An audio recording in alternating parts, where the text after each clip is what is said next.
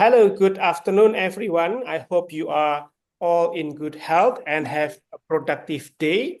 My name is Tatas Boto Sudarmo. I'm honored to welcome you all together with my colleague, Leonie Nagarajan. We serve as EURAXESS worldwide representative for ASEAN region. We want to extend a warm greetings to all of you researchers and scholars joining us from across our vibrant ASEAN region and also beyond. Welcome to ASEAN webinar series, and today our topic is on MSCA Staff Exchanges. We are honored to introduce our distinguished speakers. First, we have Eugenia Shadlova, the French National Contact Point for MSCA. We are incredibly pleased to welcome Eugenia back for this another insightful webinar. And then we have a unique, I call it a duet combo of speakers from two exemplary MSCA Staff Exchange projects. Typically, we feature speakers solely from the Southeast Asian region, but today for each project we have both the European coordinator and also researcher from Southeast Asia. So this provides a comprehensive perspective on these impactful collaborations. For the SuproGen project, or it stands for supramolecular polyamide gene vector for cancer therapy, we have Dr. Sergio Moya from the Center for Cooperative Research in Biomaterial, CIC Biomagun in Spain, who served as the coordinator of SuproGen. Joining him, Professor Chanchay Punlai from the Department of Biochemistry, Faculty of Medicine, Chulalongkorn University in Thailand. And then we have very exciting Star Wars projects. It stands from Stormwater and Wastewater Networks Heterogeneous Data AI-Driven Management. We have Professor Salem Benverhat, Professor for Artificial Intelligence at the University of Artois and CNRS in France. And joining him, Dr. Than Ma, Senior Lecturer at the Canto University in Vietnam. So today's session promises to be exciting, insightful, and inspiring, especially for those seeking opportunities to build up collaboration with Europe and conduct research, external research that impact to the society. So now, without further ado, I would like to hand over to Leonie to guide us through this today sessions. Leonie? Thank you so much, Tatas. Yes, we have 1.5 hours time. Introduction already done, welcome already done. Again, welcome to all our participants. We start first with an expert presentation by Eugenia. So she will focus on all the details you need to know to apply for an MSCA Staff Exchange, followed by time for technical application related issues. So now is your moment really also to listen carefully, to put the questions in the chat in case, well, not chat, in the Q&A section in case you have already some burning questions. She might take a look at it in between, but otherwise Tatas and I will moderate and coordinate the questions afterwards. And then we focus on the testimonials, the experiences and recommendations by our 4 MSCA Staff Exchange researchers and the coordinators. So what does it mean to prepare for a staff exchange? What are their current experiences? Because these 2 projects are ongoing. And then looking ahead, what kind of institutional partnerships and opportunities are following after such a project. And we have, of course, a few closing remarks at the end. So now, without further ado, we can hand over to Eugenia and understand and learn more about the staff exchanges. Thank you so much. I stop sharing. Eugenia, the floor is yours, please. Thank you. Thank you very much, Leonie, for this introduction. So I will also share my screen now.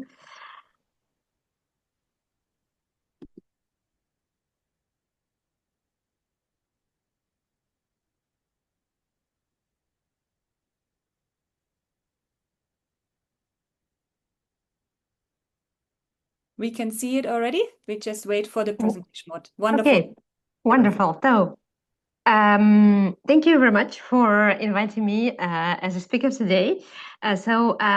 Today I will present you the action MSCA Staff Exchanges, which is part of the MSCA program, Marie Skłodowska-Curie Actions. So Marie Skłodowska-Curie Actions is, as you probably know, a part of Horizon Europe Framework Program, which is the main European Union framework program for research and innovation. And so the MSCA is in the pillar 1, excellent science. Marie Skłodowska-Curie said that you cannot hope to build a better world without improving the individuals. And this characterizes quite well the spirit of this program, where in the center will be the researchers and the researchers' careers. So please, if you apply, keep this in mind, that what will be very important in your project, of course, it is the research, but it will be also how this project will have a positive impact on the careers of all the participants.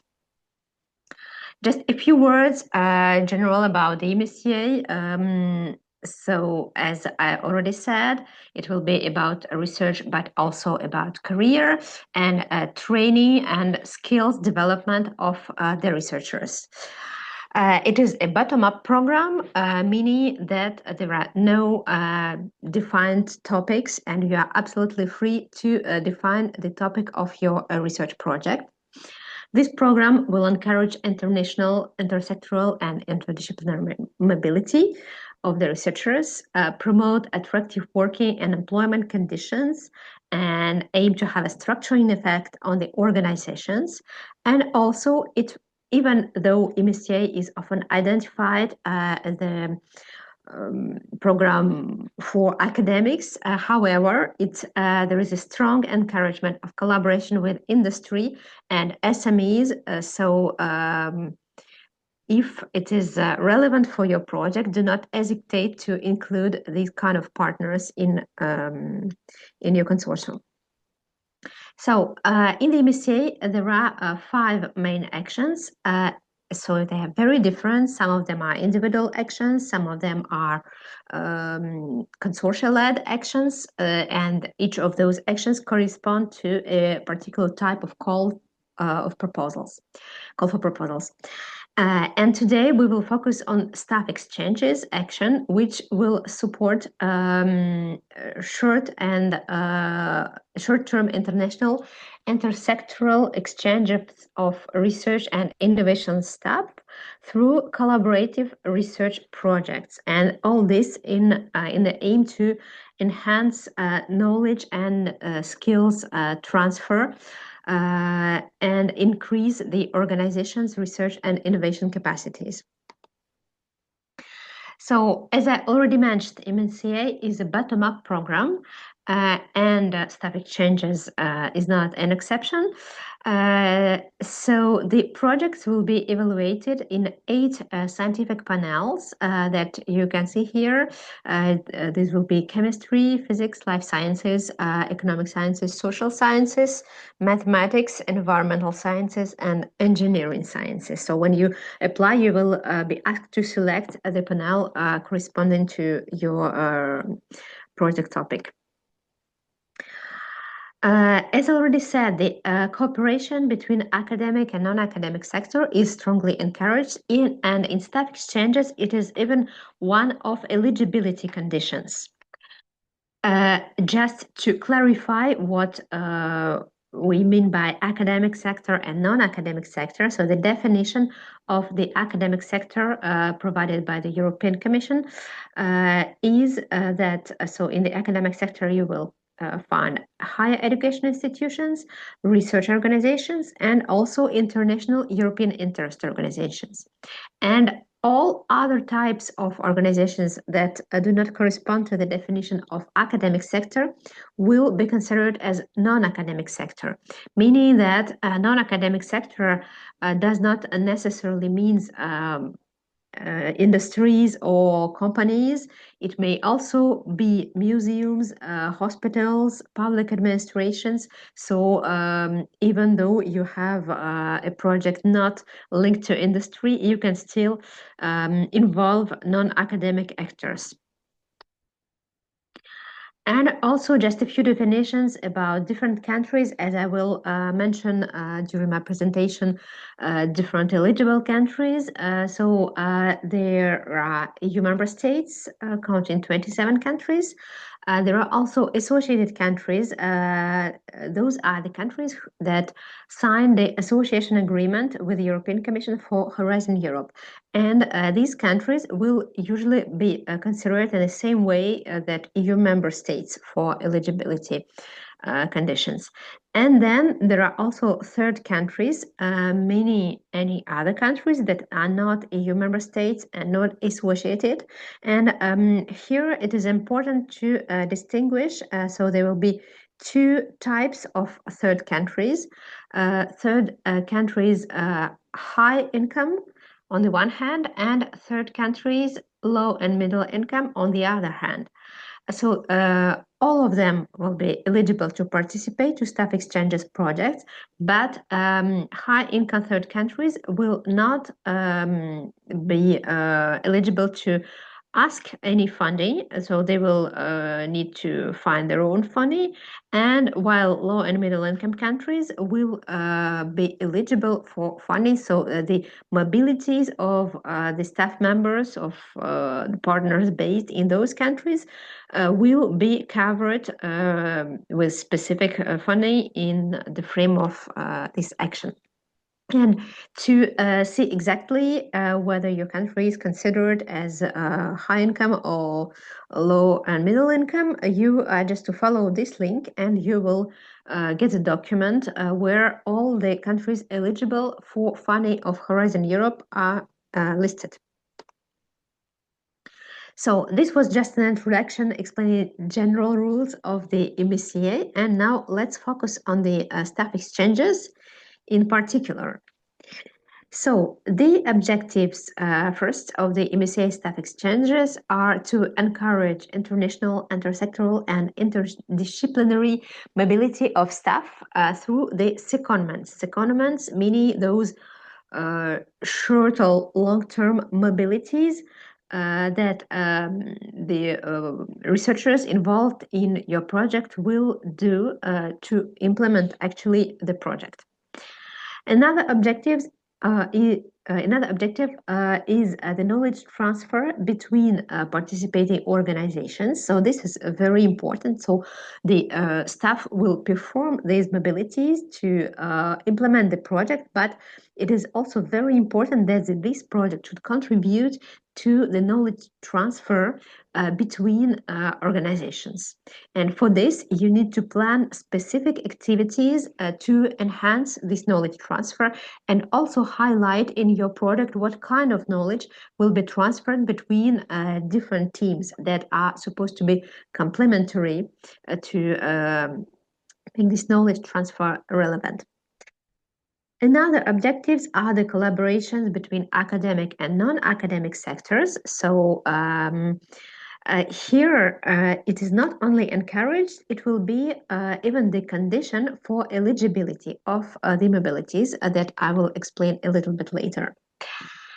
And the cooperation across the globe, international cooperation is one of objectives also of this action, which is actually greatly open to the cooperation with the countries outside European Union.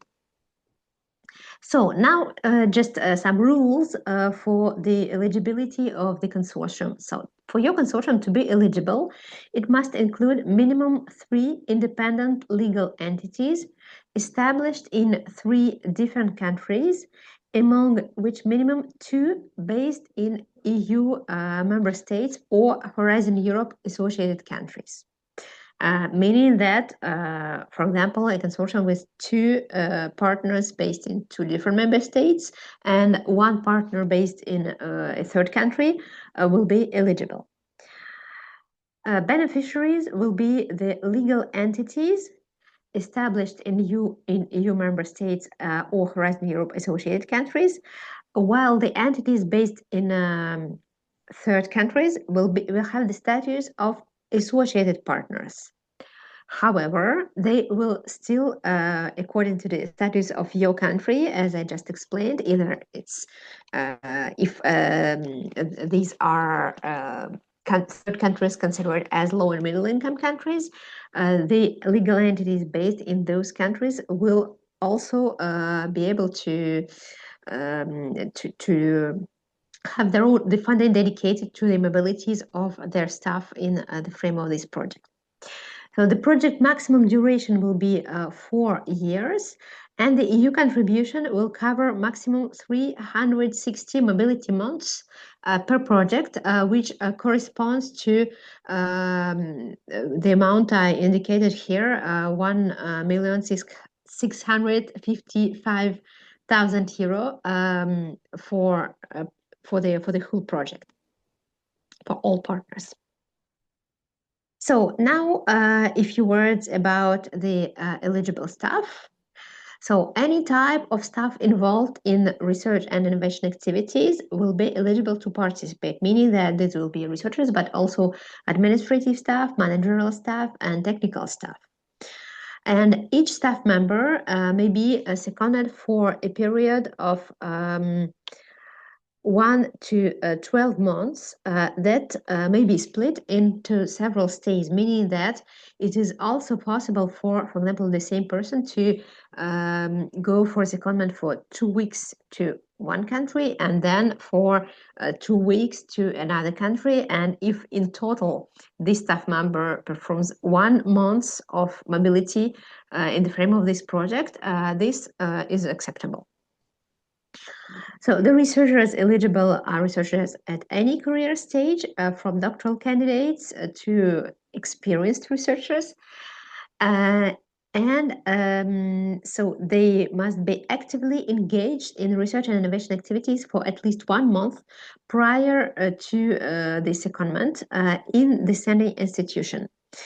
So meaning that the beneficiary must be the employer or have some link with the staff on mobility for at least 1 month before this staff member will go for its first secondment. The staff needs to be devoted full time to the project during the secondment, and after the secondment, the staff should return to the assigning institution. So what is funded? Actually, a very important point. So this project will cover the mobility cost. Here you will not have the salaries funded. The researchers are supposed to already be recruited by the legal entity that is the project partner and that will send them to the secondment, and the funding will cover 2,710 euro by months of mobility. So this will this is dedicated to cover the travel and subsistence cost during the staff mobility. And so this, what will be maybe either paid directly to the researcher going to secondment, or the partner organization or the beneficiary may purchase directly, for example, the plane tickets or some accommodation, and then pay the difference to the staff member.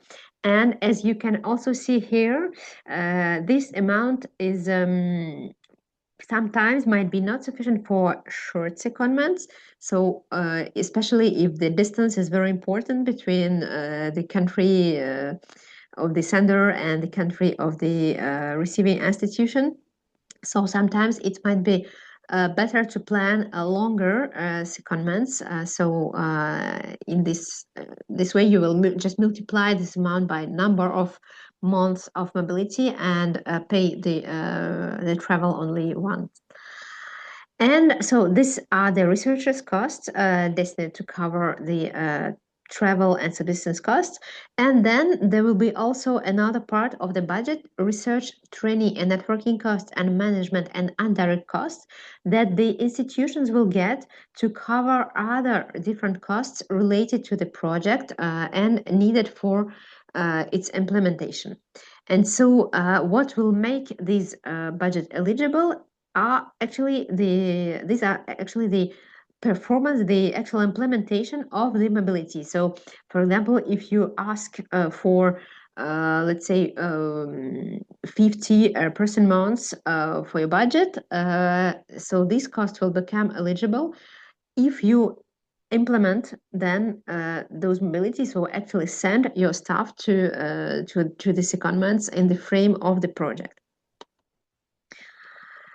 So now I'm coming to the application procedure, but actually probably I need to clarify, as I promised, the what secondments actually will be eligible, because this is also very important.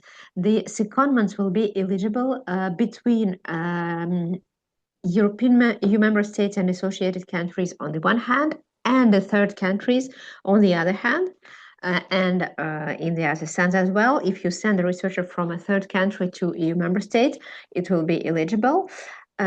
Or if those secondments are performed between EU member states, they must be intersectorial, meaning between academic and non-academic sector, or interdisciplinary, meaning between different disciplines. Of course, the secondments between academic and non-academic sector organizations based in third country and EU member states will be also eligible. This is just to illustrate what I said, that here in this action, the intersectoral cooperation is not only encouraged, but it is also the eligibility condition.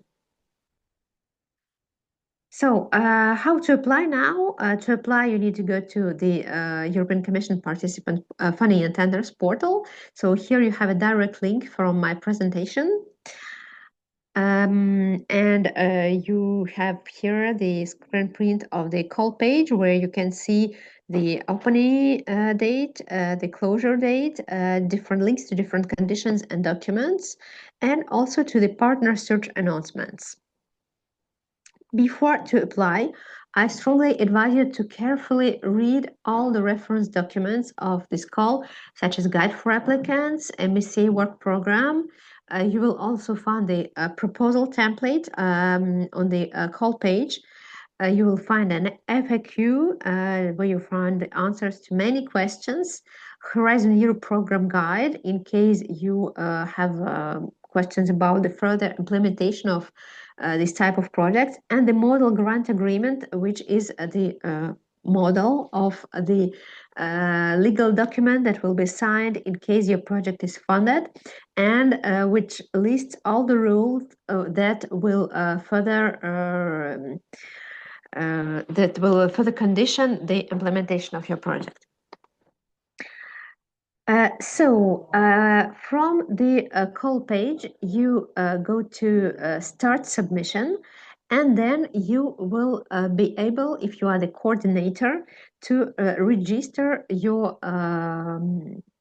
project and then to add project partners. If you are not a coordinator, this will be your coordinator who will do this and will give you the access to the project space on the participant portal. In this project space and on the participant portal, you will be given access to the part A of the proposal, which includes different administrative data and needs to be filled in online. Usually, the coordinator will fill in this part and may just ask some partners to add some specific information related to, for example, such as the laboratory address. Or sometimes they just collect this information and fill in all information. And from this space on the participant portal, after you register your project, you will also be able to download the part B, which actually corresponds to the scientific proposal. The part B in the modifiable format that the consortium will work on, and as soon as it's ready, this part B will be downloaded on the participant portal. So again, if you are a partner, you will just wait for the instructions from your coordinator. And if you are coordinator, of course, you need to go through this process of the proposal registration on the participant portal. And so the coordinator will also ask all the partners for their code PIC, participant identification code, to add them at the portal.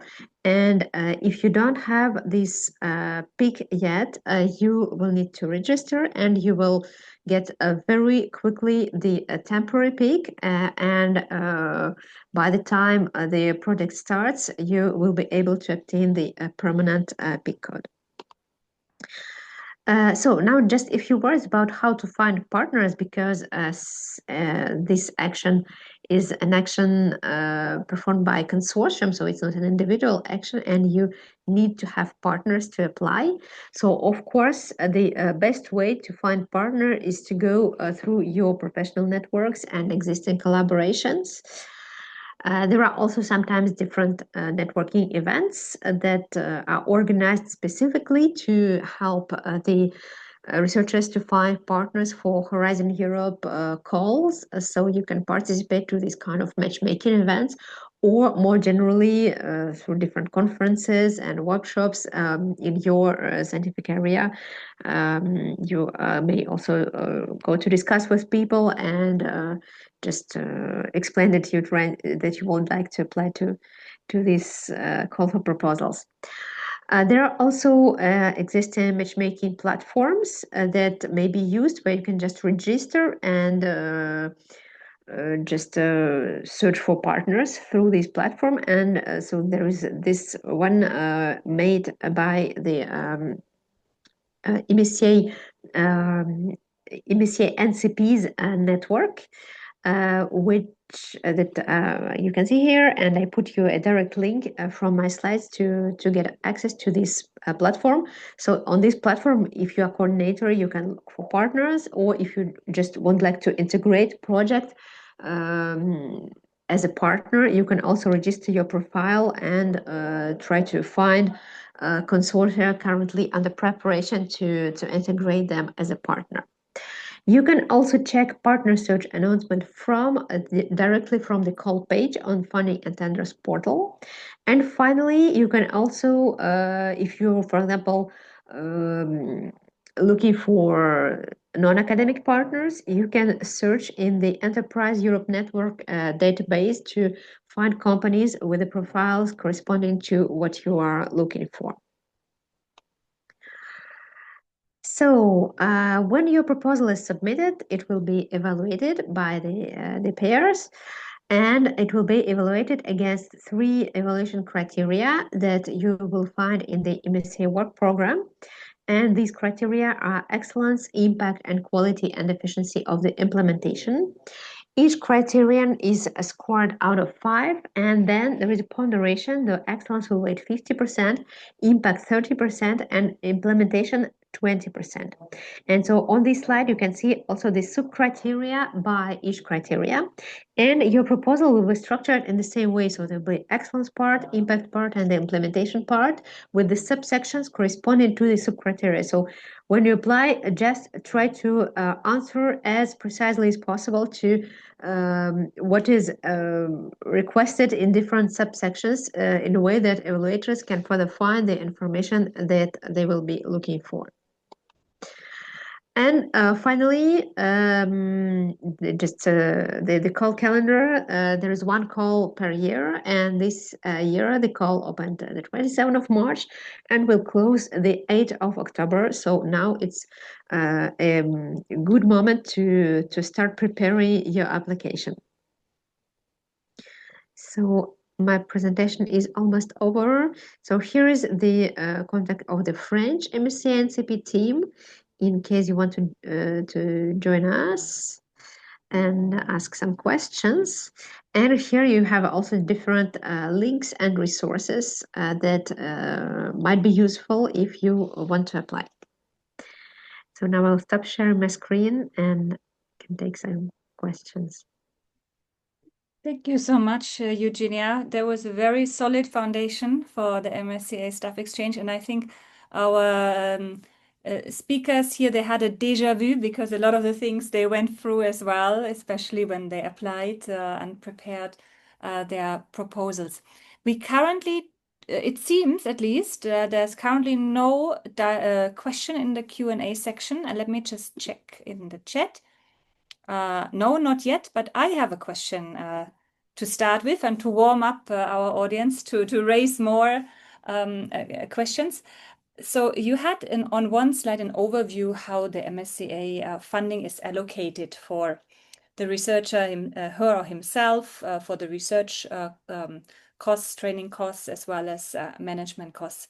So are these budgets fixed, or is it possible, for example, to move, increase one, decrease another one, depending on the needs? Thank you, Leonie, for this very relevant question. As I showed you in the budget, there are indeed there is a budget category corresponding to the researchers' costs, and there is a budget category corresponding to institutional costs.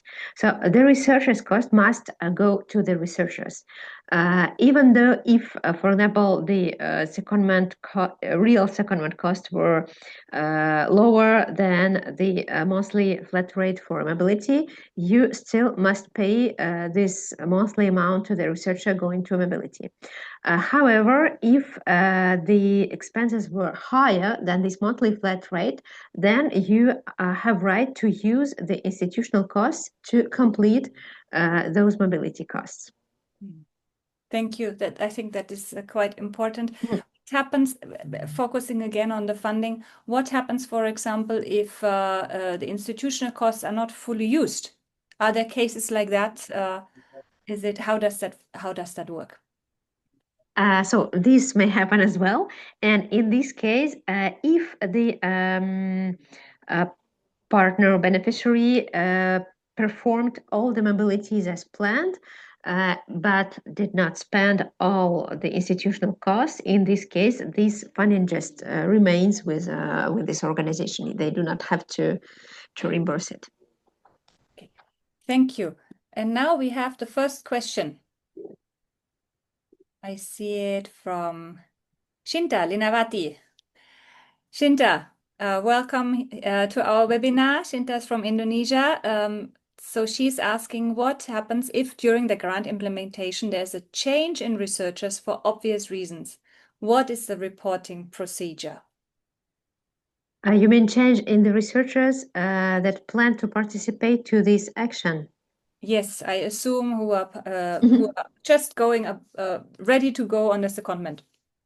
Okay, so actually this is not a problem because when you apply, it's usually not nominative. You provide some key information on some key participants in the table where you will describe different involved organizations. But when you plan your secondment, it is even recommended not to say, not to provide the names of each researchers going to different mobilities, but just profiles.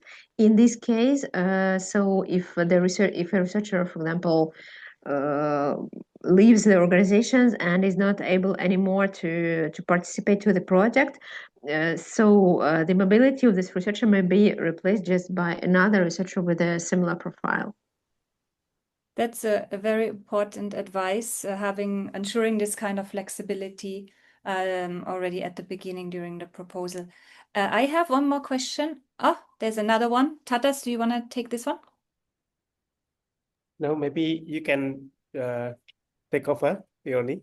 Okay, so then another question. Thank you, Shinta. If the principal investigator moves institutions after the grant is announced, will the grant follow the researcher or stay with the institution? Well, usually those grants are not supposed to, it's not like ERC.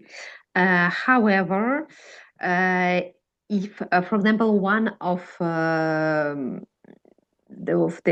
partners changes and moves to another organization, it might be possible to have an amendment and to add a partner to the consortium and for another partner to leave the consortium. But still, it needs to be approved by the European Commission. Thank you. Actually, a very realistic scenario, which might have happened before. Aduvati Sali is now coming with another question. Can we resubmit a previously rejected proposal? Of course, with new updates. Yes, you can resubmit, no problem. Okay, that is a straightforward answer. I'm waiting for a few more questions. Otherwise, I will, for now, raise the last question for this section, and then we move on to our researchers. Eugenia, you are... Oh, another one. Yes, we have a question in the webinar chat. Okay. Tatas, can you ask? Yeah, Risha from the Faculty of Pharmacy, the Wahid Hasim University in Indonesia. She is currently PhD student at Central University, China, but she is interested as the doctoral candidate under this program. But I think this is more suitable for the doctoral program, not in the staff exchange program, right? So indeed, if you are interested to get your PhD position funded, as I mentioned, this program doesn't cover the salary. So you need already to be recruited by your institution that will be the project partner to participate to this project. So if in case you manage to find a PhD position in one of organizations participating to the project, so as a doctoral student, you will be eligible to go for secondment, but you cannot fund your salary. Yes, and then the other question is related to the KPIs or outputs needed to be achieved by researchers, partners, or member of the consortium. Does this program require this? Because usually, like national funding programs, they have this kind of requirements of outputs or KPIs. Yes, so when the proposals will be prepared, the consortium will define the deliverables, which are actually the expected results that you will plan to obtain during the project. And during the reporting, you indeed need to report about those deliverables. So there are several. There is continuous reporting. There will be also the periodic reporting when the consortium will submit the reports about what was achieved during the project based on those deliverables. Thank you so much. Leonie, are we going to continue with yes. Example? Yes, on the question of rejected proposals, and I hope this doesn't happen too often, Luffy Katikasari wants to ask, how many times can you resubmit a rejected proposal with an update? You can resubmit as many times as you want. We keep fingers crossed that this will not happen. Otherwise, maybe the proposal has to have a slight tweak, get another partner organization on board, and hopefully then it will be successful. Khan Mohammed Jakir Hossain, he asks, is it possible to purchase instruments to conduct experiments? Yes, you have actually this budget institutional costs where you will find two categories: research training and networking costs and management costs. And so research training and networking costs budget is actually dedicated to this kind of expenses. So if provided that it is sufficient, because if you want to buy some large equipment, it might be just not sufficient, but otherwise, yes. So this budget category is destined to this kind of expenses. Yes. And maybe just to go back to the question about the resubmission, please know that the success rate with this action is quite high. So I put it in one of my last slides. Within the last call, it was 34%, which is quite high. So meaning that hopefully you will not have resubmit many times. Yes. there is a question from Vitri from Indonesia again regarding to the formation of consortiums. How to find this kind of partner suitable for her, and also how to whether this proposal it is better like interdisciplinary research or more applied or more implemented or in the basic research. So how to this balance this in the consortiums formations? Okay, so as I understand, there are two questions. One is about how to find partners, Yes. and another one is how to better balance the partners' profiles inside the consortium. So Okay. how to find partners, I just had a slide about it. There is a dedicated platform that you can use, which is the platform of the MSCA NCP network called Radiance, and you have a direct link from my presentation. There are also partner searches directly that you can find directly from the call page, and otherwise, of course, the best way is still to go through your existing professional contacts and collaborations. As for the consortium balance, so you need to respect the eligibility rules for the mobilities, meaning that to be eligible, they must be either international or intersectoral. Intersectoral if they are between member states or associated countries. If you are, for example, a consortium with including third countries and EU countries, it may be only academic research and it will still be eligible. And then it's actually everything is possible as far as you respect those eligibility minimum criteria. If your project is a basic research and very academic, but with important international dimension, so it is okay. If your project is more applied research, it will also be eligible. And so different this action can support different kind of projects, both industry oriented and applied and academic research. It's actually up to you to see what is more relevant to achieve your project objectives. Thank you so much, Eugenia. Eoni?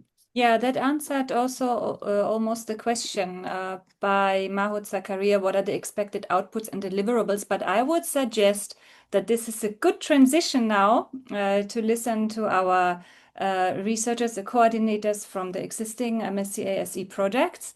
Well, we are covering countries Spain, France, Thailand, and Vietnam. And then if there are any more technical questions, we go back to Eugenia to clarify this. Eugenia, thank you so much. For now, you will come back later after the presentations by our researchers and help us with any additional questions. So, are we ready? I would hand over now to Dr. Moya and Dr. Chan Chai. Dr. Moya has already starting sharing his screen. The floor is both yours. If we just go to the presentation mode, then everything is perfect. Yes. Thank you, Dr. Moya. Yes, sorry. Good morning, everybody. Or good morning here in Europe. This is, I have a lot of experience in a way with this kind of projects.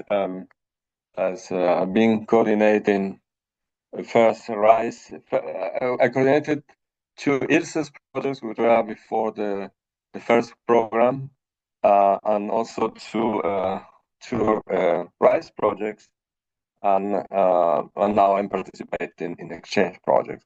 Supergen is a RISE project. We wrote it during the pandemics. This is a project that involves, well, the title is Supramolecular Polyamine Gene Vector for Cancer Therapy.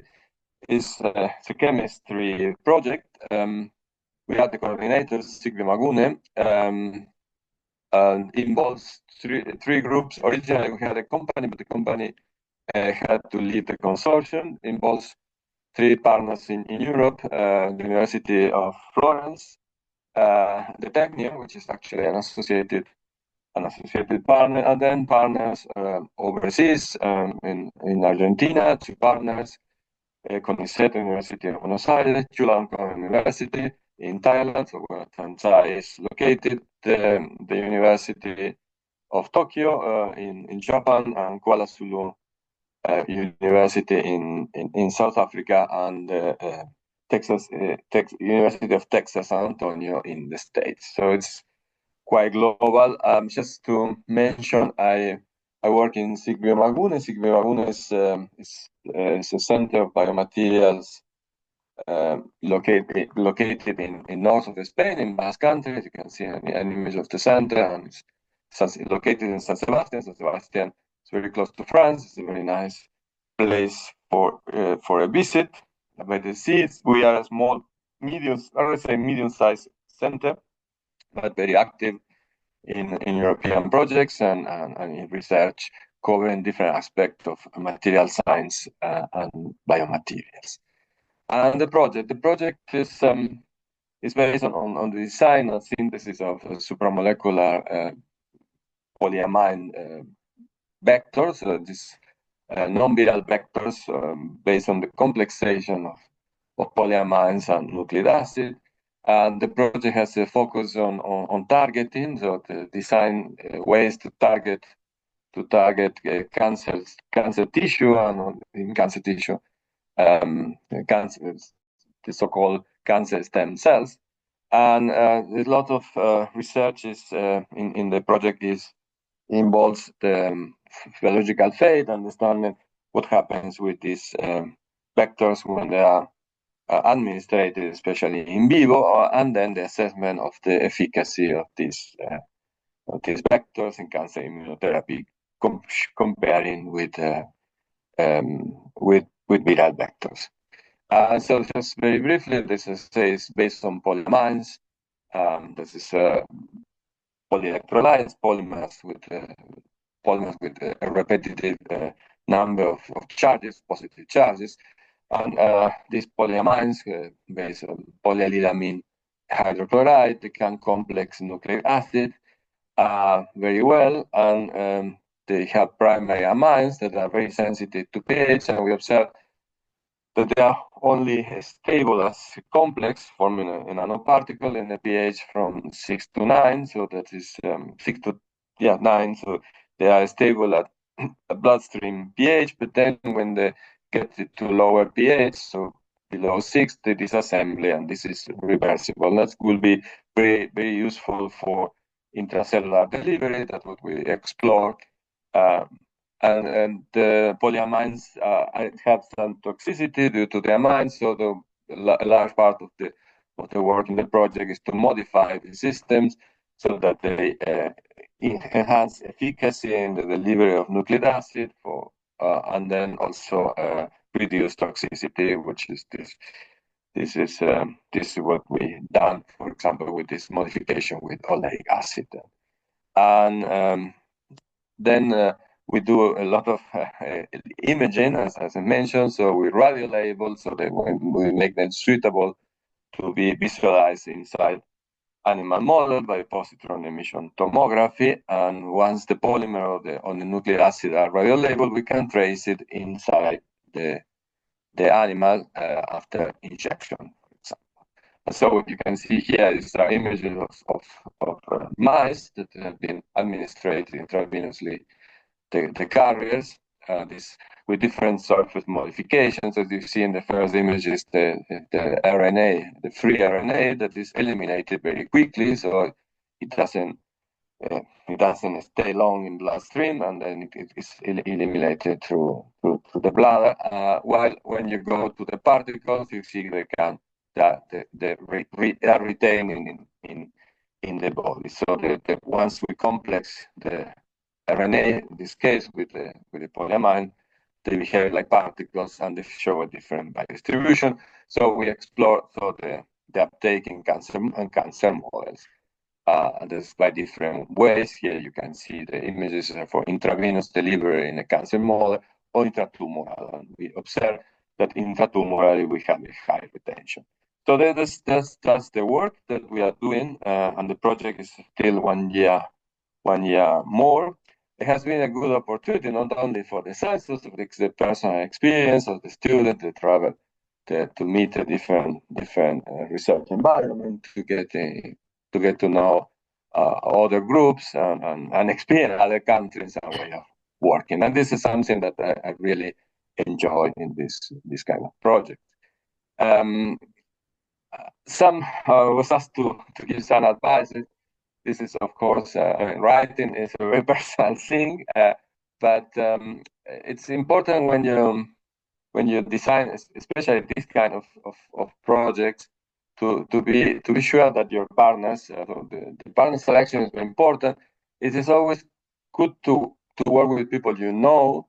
Not everybody, of course, has to be your friends, but to have certain relation with some of the partners is very useful, and to at least to be sure that the people will be engaged in sending and receiving people, which is the basis of this project. Also, it's important to understand the partner how the scheme is working, because everybody agrees to participate in the project. In my experience, not only in this kind of project but in general, but they have to understand what it's about. Not only the science, but also that the project is based on exchange of people. That they had to send people, and they had to receive.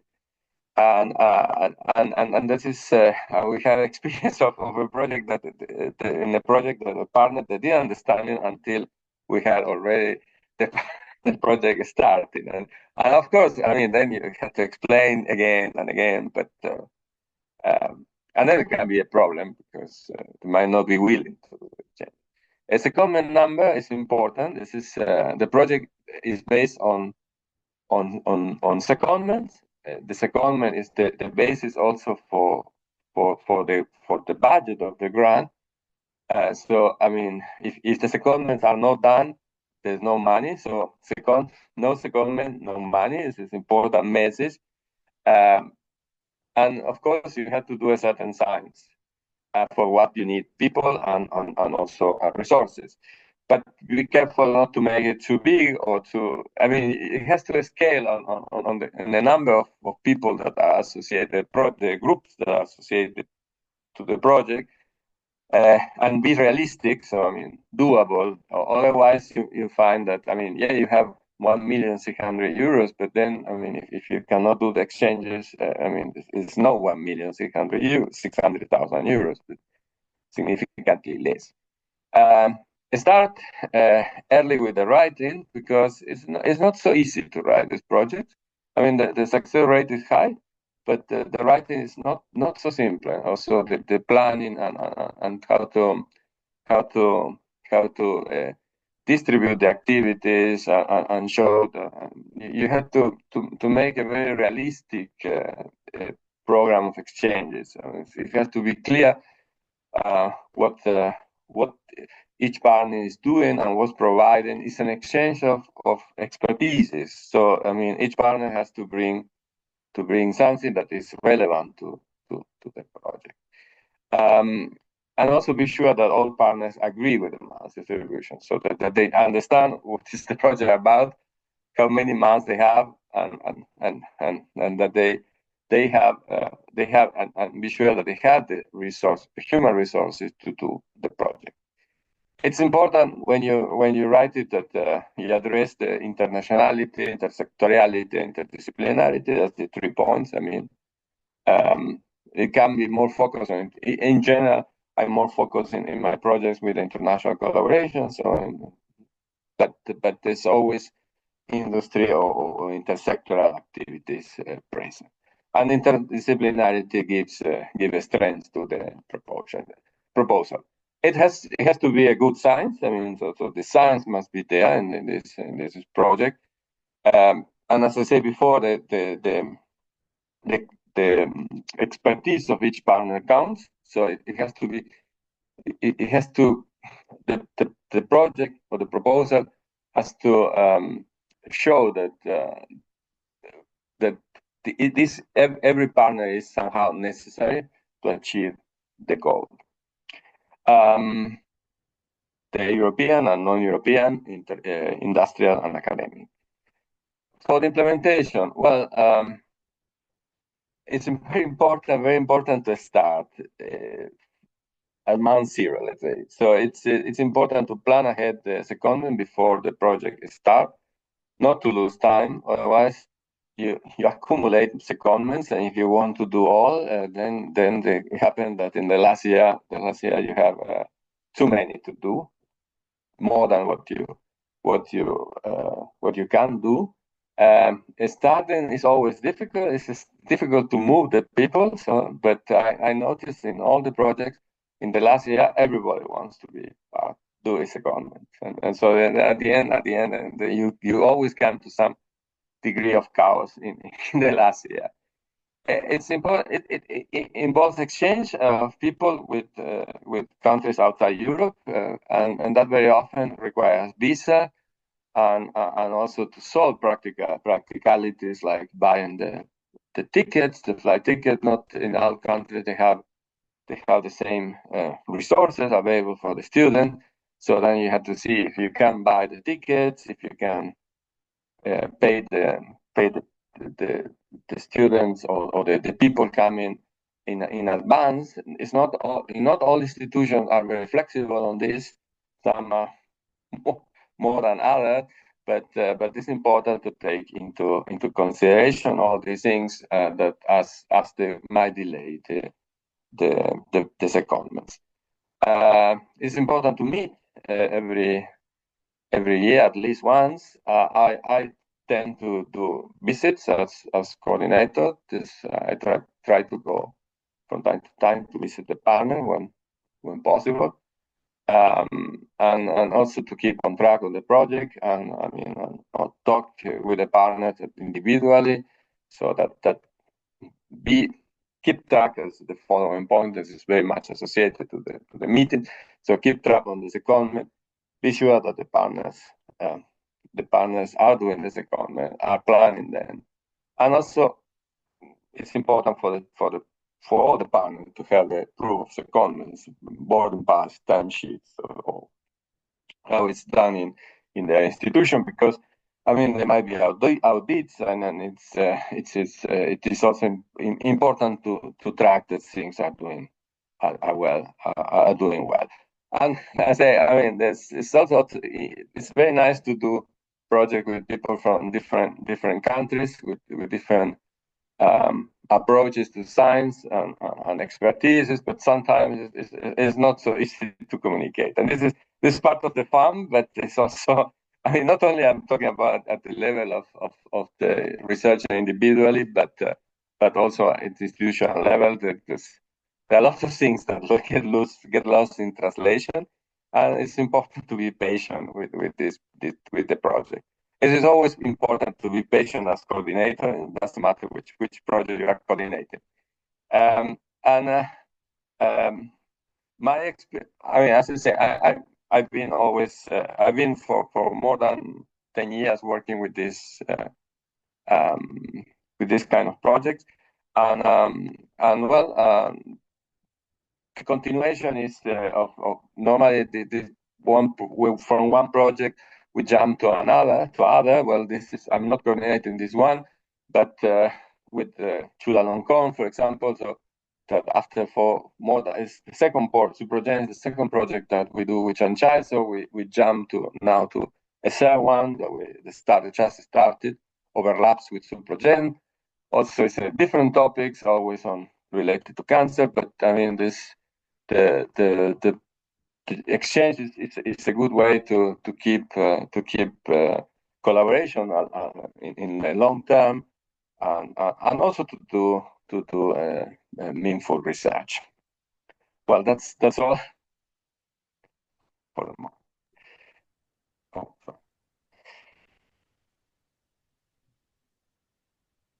Thank you so much, Dr. Moya. Okay, we still can see your slides. Okay. Very important and good insights and recommendations at the end. Also, thank you so much for introducing the project itself. My colleague Tatas, you might know, he's also a biochemist, so he will be, he might be within his if his university even interested in joining this project in the future. Good to see also that this is a continued exercise, and one project leads to the next one. I would suggest that we are first hearing from our researchers from the second MSCA Staff Exchange projects before we are going into a more detailed Q&A session. Could I invite Professor Salem and also Dr. Ma to share their slides? Dr. Moya, you are still sharing your Yes, I will. But it is good to keep the recommendations longer on screen so everybody can read it and can I will stop sharing. internalize them. Thank you so much.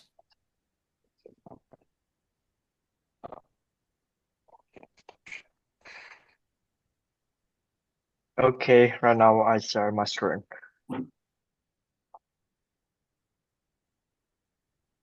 You see my slide clearly? Yes, all visible. The floor is Yeah. yours. Thank you. Okay, Salem, your Okay.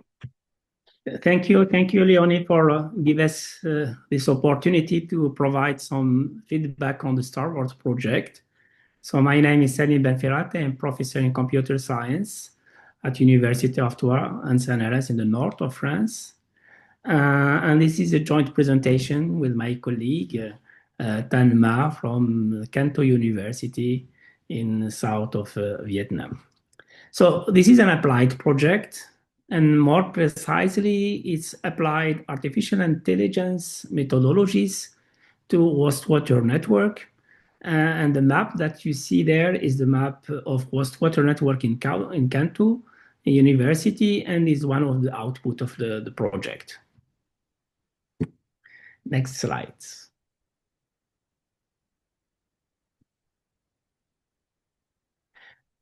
So as you can guess, Star Wars has nothing to do with the movie. Yeah? It's as I said previously, it's more a project on using our artificial intelligence methodologies to deal with some problem that we met with data on wastewater network data. So this is examples of components of wastewater network. Some of them are visible. You can see them from the surface, like manholes. And the other are underground, like the pipes. And getting information from the pipes underground is costly.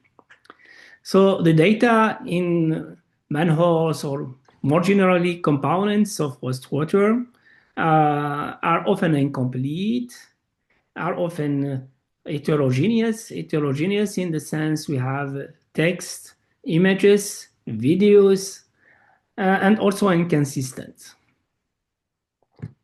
You can move to the next slide. So to overcome these limitations, the consortium has been built. It's composed mainly 3 main cities from the Europe. So we have in France CNRS from the north, or in north of France, and the University of Artois.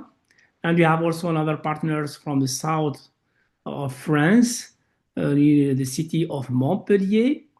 They are working on water science. And we have a team in Italy, in Pisa, from CNR.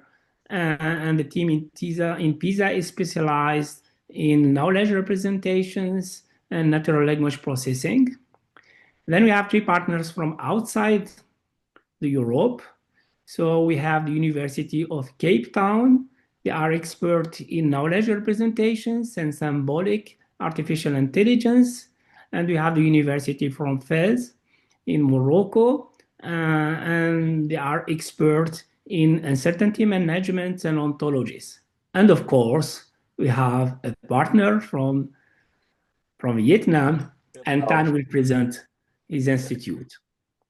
Okay, for my turns. Okay, I would like to show you both my hometowns, my home city, Canto University. As you know, Canto University is a prominent public research university located in Canto City, Vietnam. We are one of 5 biggest universities in Vietnam. From 1966, CTU has involved into a multidisciplinary institutions and the leading educational center in Mekong Delta region. You can see with the student population, we have more than 54,000 undergraduate students and more than 3,000 master students and about 300 PhD students. Moreover, we also have over 2,000 permanent members, lecturer, researcher, and so on. The university missions is to contribute significantly to the socio-economic development in the Mekong Delta and Vietnam through the education, research, and the important one is the technology transfer. City years, we also to cooperate with some institutes. For example, in France, in Korea, in Germany, in UK, in US, some countries like that in US. Okay, that's what I want to show you about my home city view. Okay, the next slide, Stalem, is your. Thanks, Stan. So now let's say a few words about how we prepare the project. It's first built on some previous collaborations between different partners. For instance, we had previously some joint work between our lab in France and one of CTU in Vietnam. And the most important thing is complementarities in the topic that are addressed in the project. For instance, our expertise in AI, artificial intelligence, and more precisely in symbolic AI, while in Canto University, they have expertise in image and video analysis. And these two topics are very important to put together. So the preparation, there are two aspects. From a scientific part, I would like to say it's quite standard. So there is a regular collaborative meeting. We have joint documents, and it's quite standard. Of course, there is a need of coordinator. That's very, very important. And also the ability to distribute the work to do. It's quite standard. It took a lot of time, at least 3 months before submitting the project. But there is a key difference between this kind of project and the other project is the concept of secondment. That makes a difference. So as it has been said previously in previous project, there is a design of the secondment plan that's very important. We have to determine how many months that each one is ready to do, and it's very important to schedule the secondments in a way to promote knowledge exchange and also training young researchers and in particular PhD students, but also schedule the secondment with respect to the project objectives and the impact. That's very important. It took some time and it's very important. So this aspect probably is different from the other projects. Next slide. Okay. So regarding the implementations, there are 3 aspects. First, once the project is accepted, and you have to sign the grant agreement. So there are some comments to take into account by the referees. That's and some information that you need to complete on the Sigma portal. But the most important point, it's one of my advice, you have to sign a consortium agreement. So please do it as soon as you get the acceptance of the project. Don't wait until the grant agreement be signed, simply because it takes some time. So this is such kind of consortium agreements really takes some time. So do it as soon as possible. Just when it gets accepted, start preparing this consortium agreement. For our project, regarding the scientific progress, it's exactly as it's expected. So the progress was normal and even good progress. And this is basically due to there is a strong collaborations between the different teams. And also we have prepared the secondment in a way the objective of the project can be easily achieved. So before secondment, there is a meeting, which tasks that has been done and so on. And that's very important.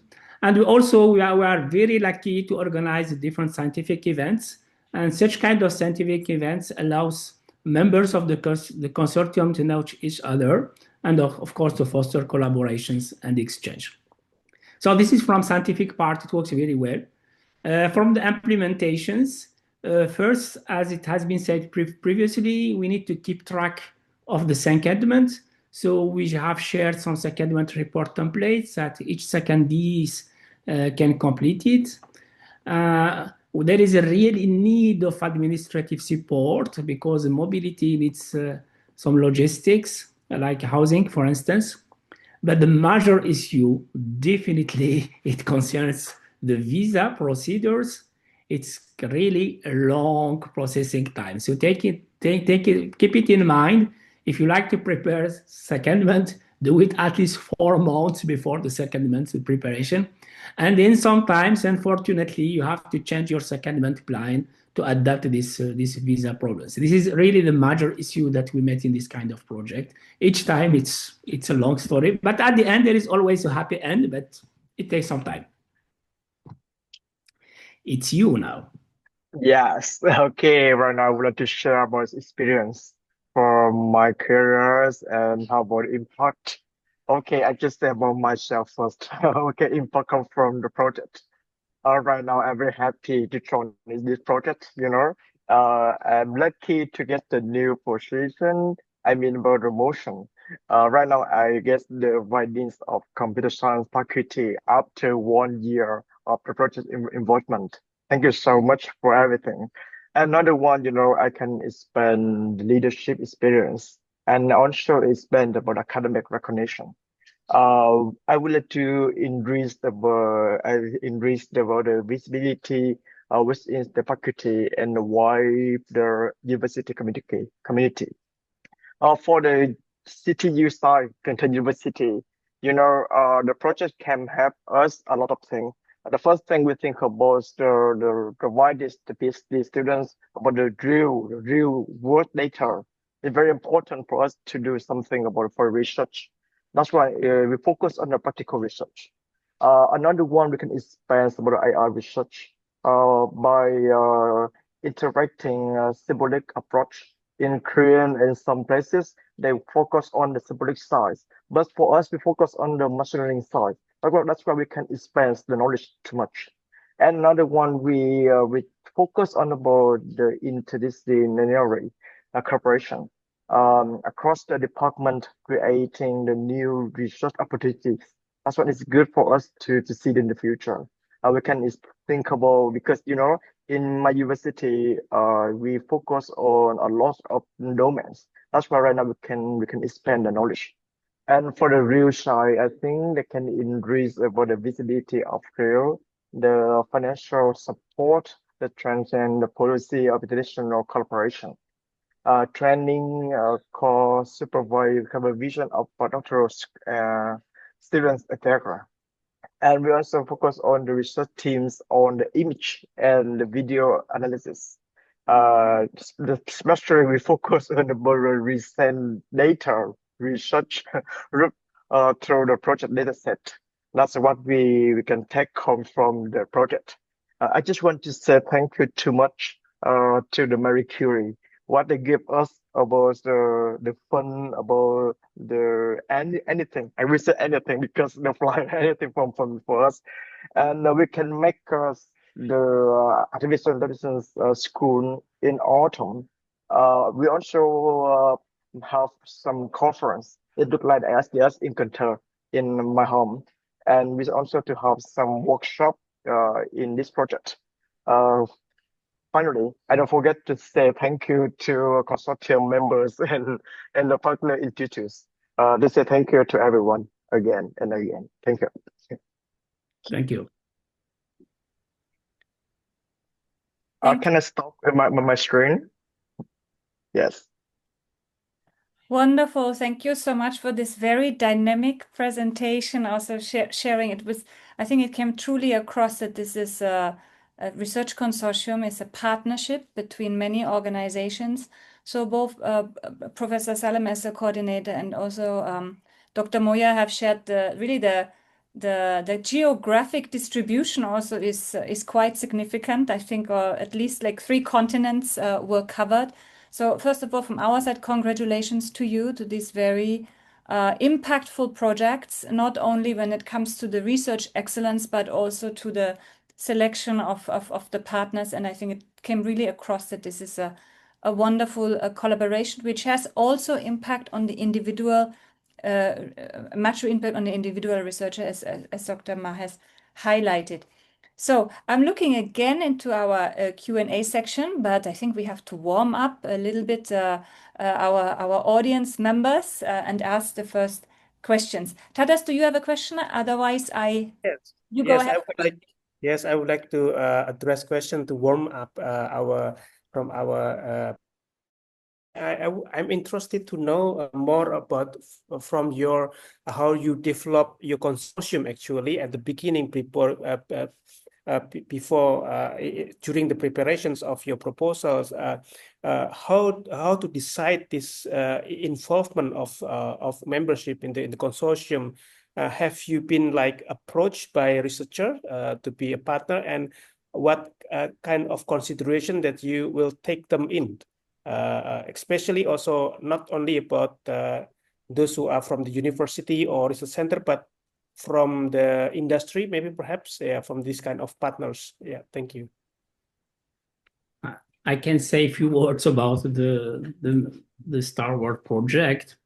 In fact, we start first with 3 partners that decide because you have some common problem. Especially this story of heterogeneous data in host waters. We like to address this issue. So we start, then we expand it. We expand it basically on the basis what are the problems that we'd like to address, which kind of skills that we need. And it comes really naturally because some of them, I know some partner that has this skill, so I can contact them and so on. So something that starts with small 3 partners, then grow up until 8 partners. Okay, thank you. How about from you, Sergio or Chanchai? Well, I can answer from this. Well, we start also with a small number of partners, and then we see what are the needs of the project, and then we are expanding. And of course, you take into account these issues of intersectoriality and try to find companies or that fit with the project. So, and also, geographically, we have collaborations in different countries and in different continents, and so that to make it an attractive project, not only from design, but also for the combination of partners. Yes. Maybe I will shift to our Southeast Asian partners now. What do you think that you are? What kind of things that you become this part of this consortium to be considered to be partners of this? Maybe I can start. And then from Tan. Can I also share the slide to get easier to?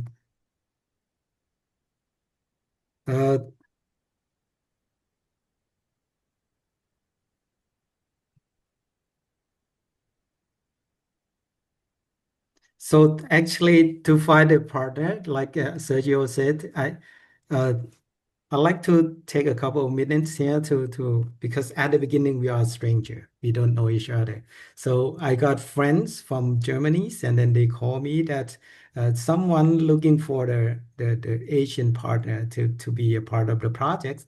So at the day that I drive back home, so Sergio called me and asked if to find the partner that have, because that project is about to deliver the oxygen to cancer, to kill the cancer cell by oxygen. So I did the research on that part as well, and then we did a lot of oxidative stress. So that's why we start to have the collaboration. So we have the common grounds of scientific at the first, and we connected each other by friends actually at the beginning, and after that we tried to submit that, and for we fail at the first, but we have high score, and then we apply another times, and then we get oxygenated in 2018, and that's lucky. And after that we become friends, and now after that we got another projects that he also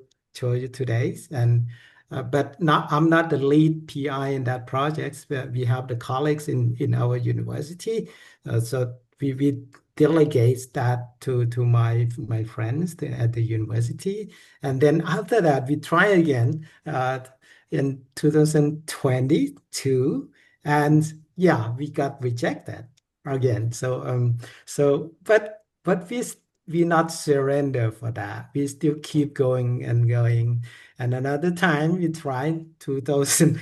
So Sergio, he is a great person. I mean, I never see anyone that have a strong characters, and he is a very good what is it? He write good person who write the proposal, and he submit every year a lot of proposals every year, and again we got rejected in 2013, and then like he's present to you in the last slide.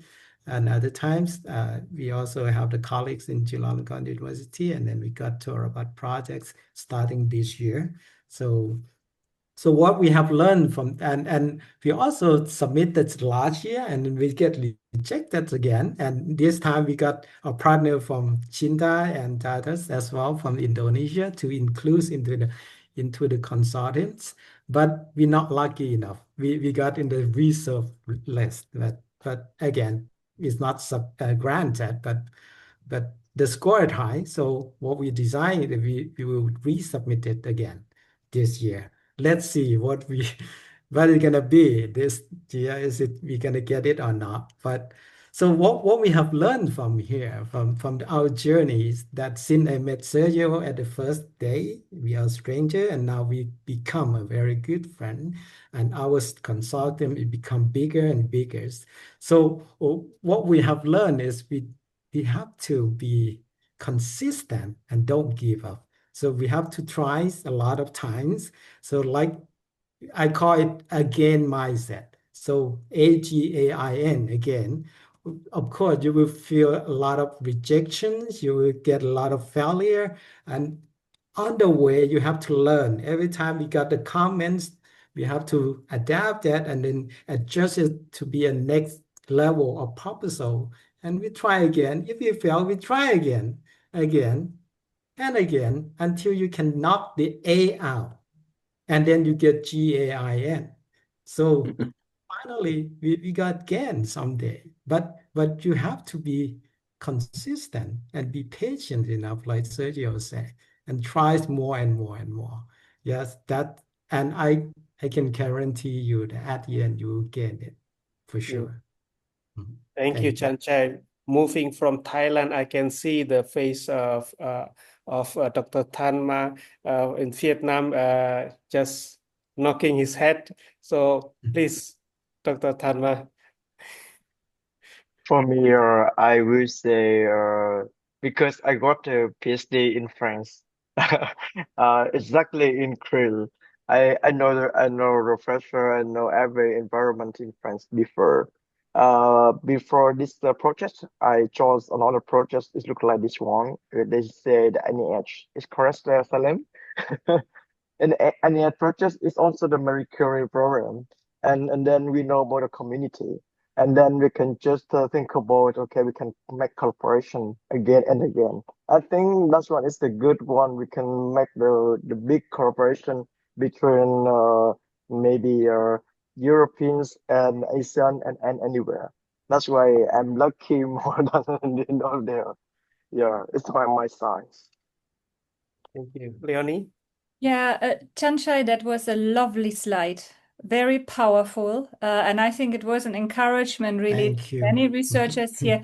Actually, I wrote down again the names. I think it was Aduwati Sali and Lufika Tikasari who have asked these questions. How many times can we apply, and how many times can we change the proposal?